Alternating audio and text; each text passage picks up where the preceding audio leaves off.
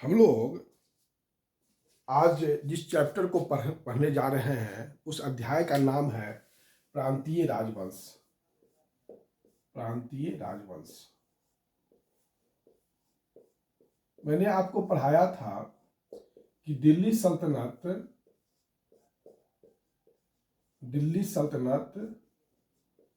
1206 AD से लेके 1526 AD तक इसका शासन था। लेकिन 1398 और 99 में एक तैमूर लंग का आक्रमण हुआ था और तैमूर लंग ने जब आक्रमण किया दिल्ली सल्तनत पर तो दिल्ली सल्तनत के शासकों की कमजोरी सामने में आ गई और बहुत सारे राज्य जो है वो स्वतंत्र हो गए। उत्तर भारत में जौनपुर स्वतंत्र हो गया, कश्मीर स्वतंत्र हो गया, मालवा स्वतंत्र हो गया, राजपुताना स्वतंत्र हो गया, गुजरात स्वतंत्र हो गया, उड़ीसा स्वतंत्र हो गया, कामरूप स्वतंत्र हो गया। ये सारे राज्य स्वतंत्र हो गए उत्तर भारत में। कौन कौन राज्य स्वतंत्र हो गए उत्तर भारत में? जौनपुर, कश्मीर, मालवा, राजपुताना, गुजरात, उड़ीसा, कामरूप, ये सारे राज्य जो है स्वतंत्र हो गए। दक्षिण भारत में अगर देखिएगा तो विजयनगर स्वतंत्र हो गया, बहमनी स्वतंत्र हो गया, खानदेश स्वतंत्र हो गया, मावड़ स्वतंत्र हो गया। ये सारे राज्य दक्षिण भारत के स्वतंत्र हो गए। दक्षिण भारत में विजयनगर स्वतंत्र हो गया, बहमनी स्वतंत्र हो गया, खानदेश स्वतंत्र हो गया, मावड़ स्वतंत्र हो गया। ये सारे राज्य जो है मोहम्मद तैमूर लंग के आक्रमण से दिल्ली सल्तनत की जब कमजोरी प्रकट हुई तो वहाँ के क्षेत्रीय शासकों ने जो है दिल्ली सल्तनत से अपना संबंध विच्छेद कर लिया। इसमें उत्तर भारत के जौनपुर, कश्मीर, मालवा, राजपुताना, गुजरात, उड़ीसा और कामरूप थे। वहीं दक्षिण भारत में विजयनगर, बहमनी, खानदेश और मावड़ राज्य थे। हम इन सारे राज्यों के बारे में एक एक करके पढ़ेंगे, लेकिन जो सबसे पहले हम पढ़ेंगे वह है बंगाल के बारे में। बंगाल जो है वो तैमूर लंग के आक्रमण से बहुत पहले ही मोहम्मद बिन तुगलक के शासनकाल में ही यह स्वतंत्र हो गया। बंगाल जो है 1300 मोहम्मद बिन तुगलक का शासनकाल है 1325 से लेके 1351 एडी, तो 1338 एडी में ही बंगाल जो है मोहम्मद बिन तुगलक के समय स्वतंत्र हो गया। तो इसकी जो कहानी है, बंगाल की जो कहानी है, वह अन्य जो प्रांतीय राजवंश की कहानी से अलग है।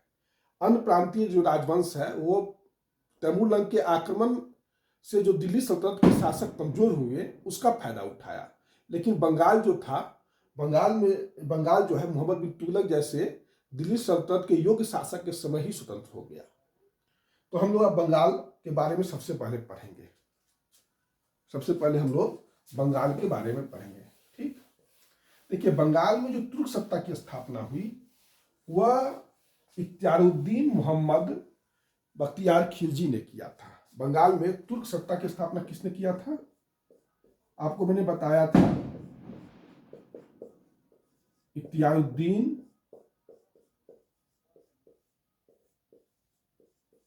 मोहम्मद बख्तियार खिलजी ने किया था 1202 में। लखनऊती को जीत लिया था और वहां के शासक थे लखनऊती के लक्ष्मण सेन।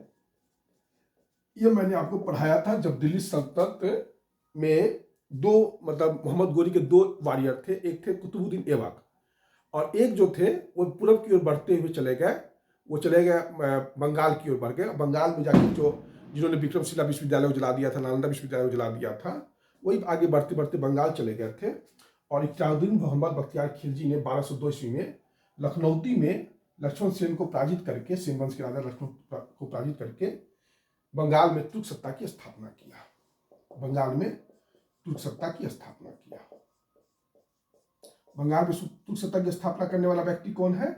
तो वह है इख्तियारुद्दीन मोहम्मद बख्तियार खिलजी में थे। देखिए, बंगाल जो था वो दिल्ली से बहुत दूर था, दिल्ली से बहुत दूर था। लगभग आप मान सकते हैं कि 1500 किलोमीटर दिल्ली से ये दूर है, लगभग 1500 किलोमीटर की यह लगभग दिल्ली से दूर है। तो दिल्ली के जो शासक थे, बंगाल पर नियंत्रण करना बहुत ही जो है मतलब कठिन काम होता था। एक तो दूरी थी और थोड़ा सा प्राकृतिक जो बंगाल का जो बनावट है और दिल्ली का जो जलवायु है उसमें थोड़ा सा अंतर है। तो इस कारण से भी जो है बंगाल पर नियंत्रण स्थापित करना दिल्ली सल्तनत के शासकों के लिए वो काफी टफ रहा। इसलिए आप देखिए कि दिल्ली सल्तनत के शासन में सबसे ज्यादा अगर विद्रोह हुआ तो बंगाल में ही हुआ। सबसे ज्यादा विद्रोह जो है दिल्ली सल्तनत के शासक के खिलाफ जो है विद्रोह बंगाल में हुआ। इसलिए लखनऊ जो दिल्ली सल्तनत की राजधानी थी वो बंगाल की राजधानी थी। दिल्ली सल्तनत मतलब बंगाल की राजधानी थी लखनऊ, उसको विद्रोह का नगर कहा जाता था। लखनऊ को विद्रोह का नगर भी कहा जाता था। इतना यहाँ विद्रोह होते थे केंद्रीय शासन के खिलाफ।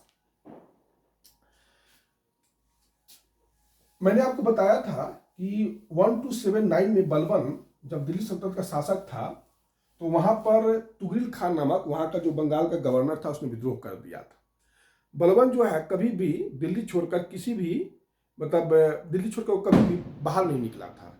सिर्फ बंगाल के विद्रोह को दबाने के लिए वो जो है एक बार दिल्ली को छोड़कर वो बंगाल गया था और तुगरिल खान का सर काट के लेके मतलब बंगाल से दिल्ली लेकर आया था और अपने बेटा बुगरा खान को वहां का गवर्नर बनाया। और जैसे ही बलबन की मृत्यु हो गई तो बुगरा खान ने अपने आप को वहां स्वतंत्र शासक अपने आप को बना लिया।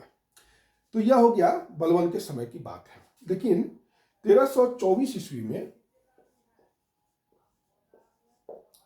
1324 ईस्वी में गयासुद्दीन तुगलक शासक थे।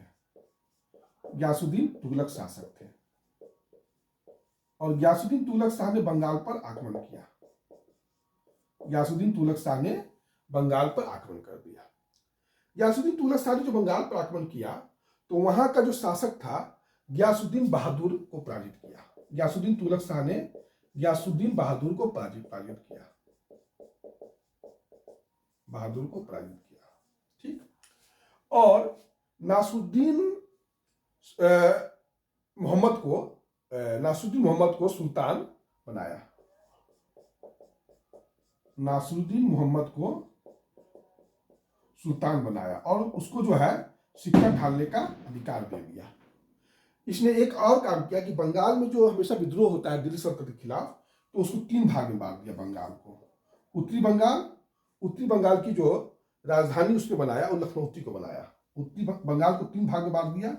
उत्तरी बंगाल का जो राजधानी था वो लखनऊ था। दक्षिणी बंगाल की जो राजधानी थी वह सतगांव था और वहीं पूर्वी बंगाल की राजधानी सोनारगांव था। क्योंकि बंगाल में विद्रोह नहीं हो तो इसने गयासुद्दीन तुगलक ने जो है वहां पर बंगाल को 3 भाग में बांट दिया और नासुद्दीन मोहम्मद को वहां का राजा नियुक्त कर दिया। यह इसने काम कर दिया।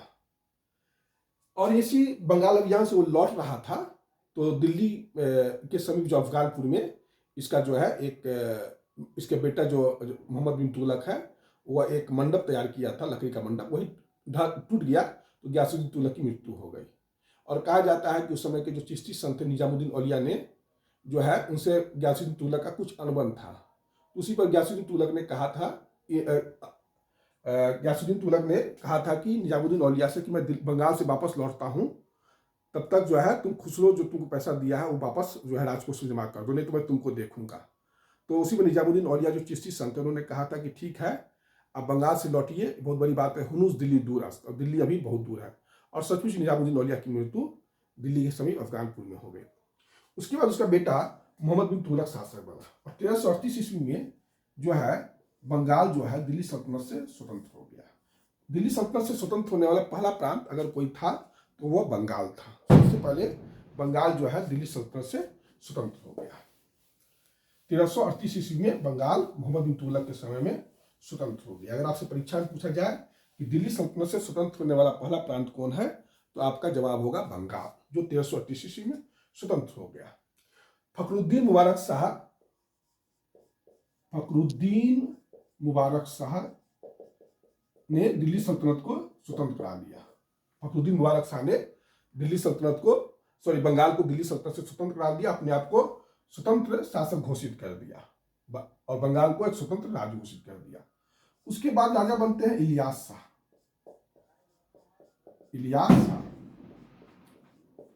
इलियास शाह 1345 एडी में राजा बनता है। ठीक, इलियास शाह 1345 एडी में राजा बनता है और इसने जो है एक काम किया था, लखनौती पर कब्जा कर लिया और सोनारगांव पर कब्जा कर लिया।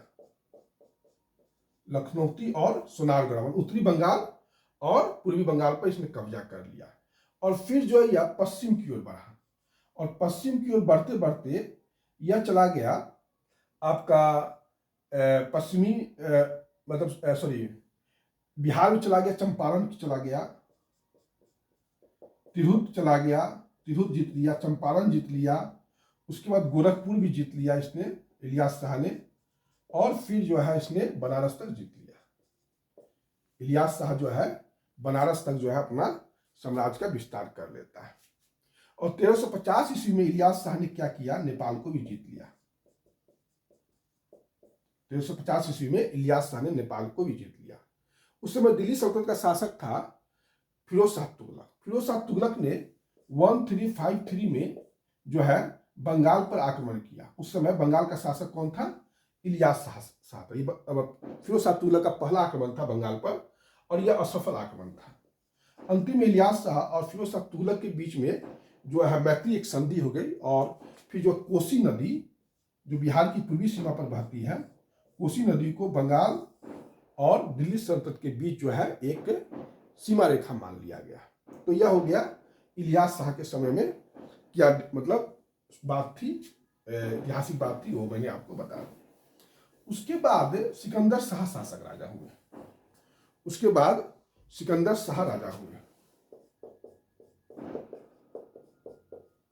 सिकंदर शाह के समय में जो है फिरोज शाह तुगलक ने दूसरा बार बंगाल पर आक्रमण किया 1359 में और इस बार भी जो है फिरोज शाह तुगलक हार गया। फिरोज शाह तुगलक जब हार गया तो इसी मतलब फ्रस्ट्रेशन में उसने क्या किया, जाजनगर को लूटा था। उड़ीसा में जाजनगर को इसने लूटा था। उसके बाद यह फिस्टी का दूसरा आक्रमण था और यह इसमें बंगाल पर यह पहला आक्रमण फिरोज शाह तुगलक ने इलियास शाह के समय किया था, 1353 में हार गया फिरोज शाह तुगलक, और दूसरा आक्रमण 1359 में किया, इसमें भी फिरोज शाह तुगलक सिकंदर शाह से हार गया। उसके बाद बना राजा गयासुद्दीन आजम शाह। गयासुद्दीन आजम शाह राजा बना। गयासुद्दीन आजम शाह जो राजा बना यह 1389 से राजा बना था और 1409 तक था राजा बना। लगभग यह जो है बहुत मतलब प्रतिष्ठित शासक था। मतलब इस कहा जाए कि सबसे प्रतिष्ठित शासक यही था और यह अपनी न्यायप्रियता के लिए बहुत जाना जाता था।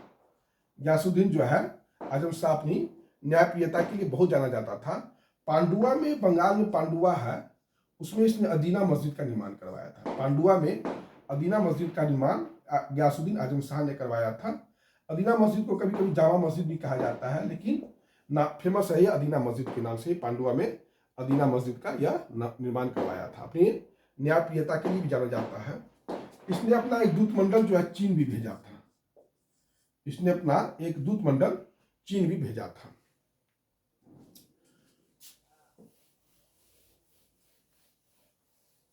गयासुद्दीन आजम शाह के बारे में यही इंपॉर्टेंट बात है, परीक्षा में पूछ सकता है कि कौन सा बंगाल का शासक अपनी न्यायप्रियता के लिए जाना जाता है, तो उसका आंसर होगा गयासुद्दीन आजम शाह। उसके बाद राजा बने अलाउद्दीन हुसैन शाह। अलाउद्दीन हुसैन शाह राजा बने। ये 24 वर्ष तक राजा रहे थे बंगाल के। यह 24 वर्ष तक राजा रहे थे बंगाल के। 1489 से लेके 1509 तक ये राजा रहे थे। सॉरी, 1493 से लेके 1483 से लेके 1509 तक ये राजा रहे थे। और बंगाल के सुल्तान में सर्वाधिक मतलब लोकप्रिय राजा थे अलाउद्दीन हुसैन शाह। ठीक, राजधानी पहले गौड़ थी बंगाल की, उसने इगदाला लाया अलाउद्दीन हुसैन शाह ने राजधानी कहाँ लाया? इगदाला, गौर से ट्रांसफर करके इगदाला को राजधानी बनाया। जो चैतन्य महाप्रभु जो वैष्णव संत थे, जो कृष्ण के भक्त थे, चैतन्य महाप्रभु के समकालीन कौन थे? तो अलाउद्दीन हुसैन शाह ही थे। चैतन्य महाप्रभु के समकालीन कौन थे? तो अलाउद्दीन हुसैन शाह थे। परीक्षा में पूछता है कि कौन सा बंगाल का शासक चैतन्य का समकालीन था? तो अलाउद्दीन हुसैन शाह थे ही। बंगला साहित्य का सर्वाधिक विकास अगर किसी शासक के समय हुआ है तो वह है अलाउद्दीन हुसैन शाह। बांग्ला साहित्य का सबसे ज्यादा विकास जो है वो अलाउद्दीन हुसैन शाह के समय हुआ था। और इसी समय मालधर बसु ने श्री कृष्ण विजय की रचना की थी। मालधर बसु ने श्री कृष्ण विजय की रचना किसके समय की थी? तो अलाउद्दीन हुसैन शाह के समय किया था। अलाउद्दीन हुसैन शाह ने सत्यपीर आंदोलन चलाया था।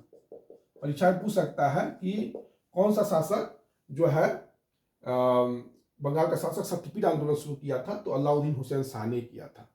इसने गुलराज खान का उपाधि लिया था। अलाउद्दीन हुसैन शाह ने गुलराज खान का उपाधि लिया था। हिंदुओं का बहुत बड़ा, मतलब हिंदुओं के प्रति बहुत उदार था, इसलिए इसने जो है इसको कृष्ण का अवतार भी कहा जाता है। कृष्ण का अवतार भी कहा जाता है। निरपति तिलक भी कहा जाता है। कृष्ण का अवतार कहा जाता है, निरपति तिलक कहा जाता है, या जगत भूषण कहा जाता है। ये सब जो है ये इनके बारे में, अलाउद्दीन हुसैन शाह के बारे में कहा जाता है।